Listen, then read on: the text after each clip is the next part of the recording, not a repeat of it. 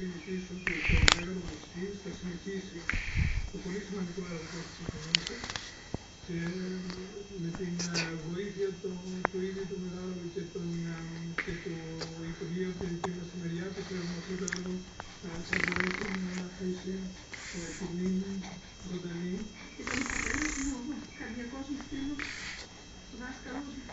Αλέξη, Αλέξη, Αλέξη, Αλέξη, Αλέξη, Αλέξη, τι είναι μπαμπή? Αλέξη.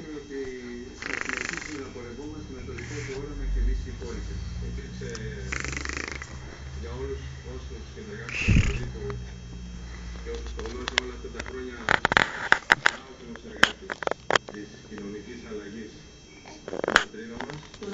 Αλέξη.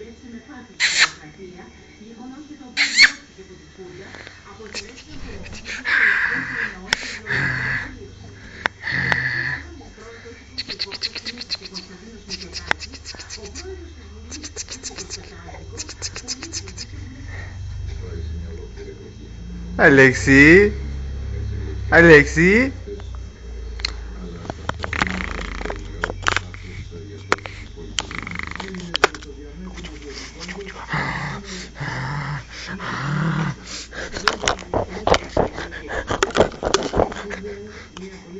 Αλέξη, Αλέξη, τι μου λέει, τι μου λέει. Τι μπαμπή? Δεν είναι μπαμπή του. Τατά, τατά, τατά.